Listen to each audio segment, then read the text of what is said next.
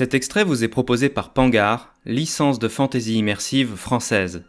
Partez à l'aventure sur pangar.fr.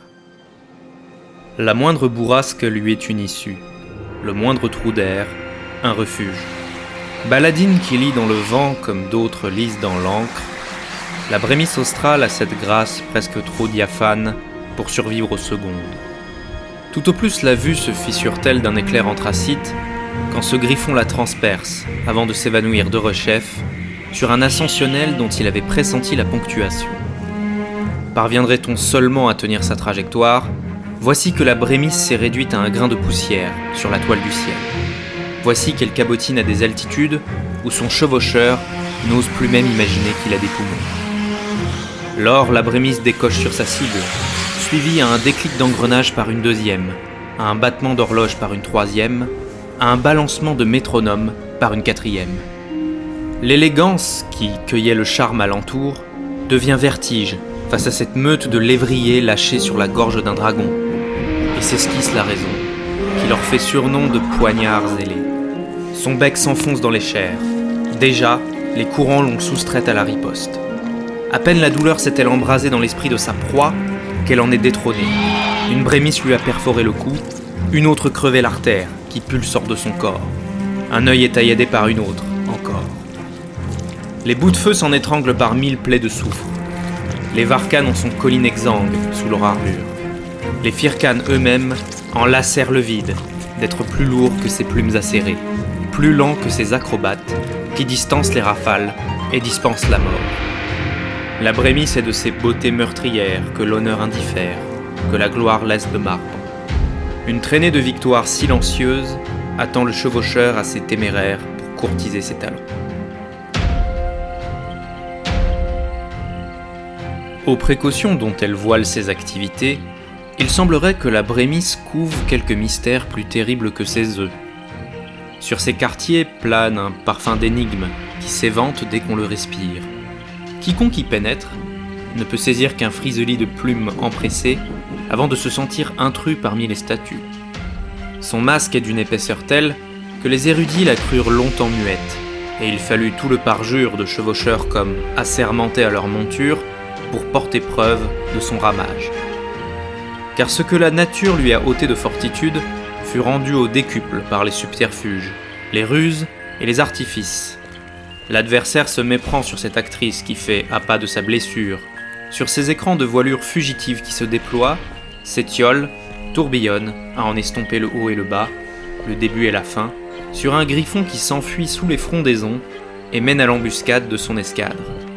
Aussi les alcôves ne sont-elles jamais assez bien conçues pour résister aux efforts combinés de ces intrigantes. Leur ingéniosité ne s'arrête ni à l'acier dissimulant un mécanisme d'ouverture, ni à la poche d'un uniforme soupçonné de contenir la clé. Quant aux malheureux censés les garder, ils n'auraient pas moins d'insuccès en essayant d'enfermer des fantômes. L'effectif des brémisses paraît donc toujours amputé d'un contingent mobilisé par sa curiosité. Criques reculés, contreforts perdus et marécages oubliés de la lumière des dieux attirent à eux le bruissement des ailes grises. Sans doute l'aura délétère d'Alnor leur a-t-elle inoculé cet intérêt pour le profane, le déterré, le délaissé. Les brémisses hantent les ruines, se perchent sur les antiques frontons étranglés par le lierre, remuent des souvenirs qui préféreraient demeurer enfouis. Les hommes qui les suivent dans leurs escapades en reviennent avec une ombre dans le regard, l'ombre de celui qui a vu et veut encore voir. D'aucuns prétendent qu'une graine d'obscurité germerait au fil des générations de brémisses, qu'un cristal de charbon se diluerait progressivement à travers leur peinage. Peut-être ce griffon ne porte-t-il pas une robe, mais un suaire. Il ne resterait de son blanc ancestral que le pourtour de ses yeux.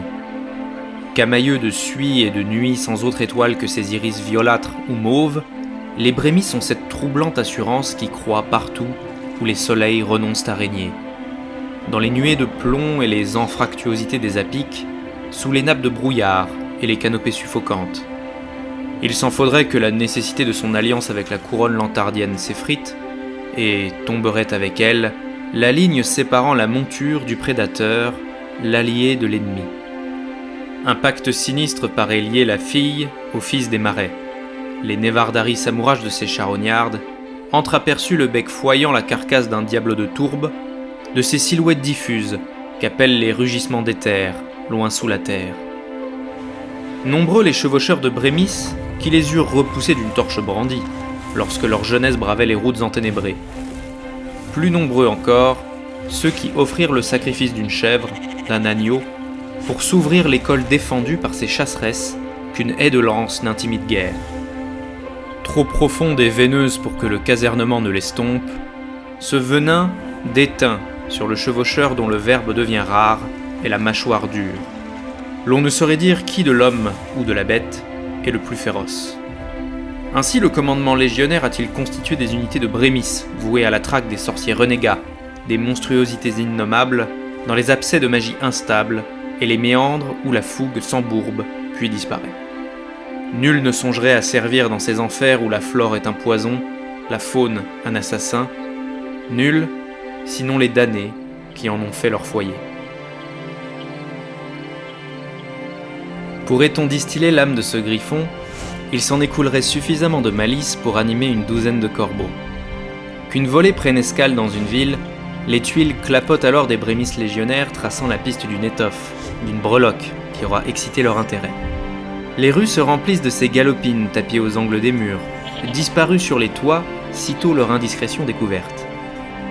Prestidigitateurs et autres vendeurs d'illusions n'ont qu'à tapoter du gobelet ou à battre les cartes pour défier la Brémis à un duel d'astuce, et ce serait folie pour le chaland que d'espérer s'enrichir d'un charlatan qui a trompé la trompeuse.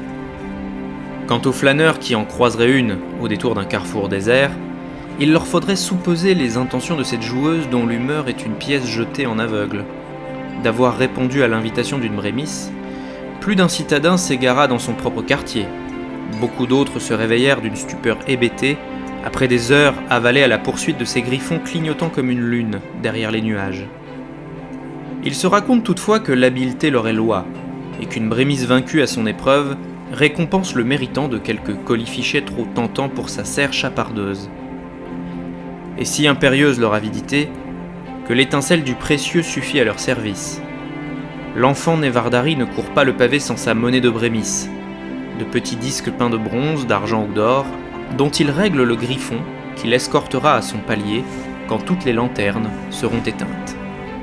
Sa mission accomplie, et son bec lesté du paiement, la Brémis décolle vers l'une de ces innombrables cachettes où ses trésors s'amassent, ruisselle d'un éclat aussi vif que ses plumes sont sombres. Ne serait-il admis qu'au secret de la plus maigre, son chevaucheur ferait déjà figure d'initié parmi les initiés.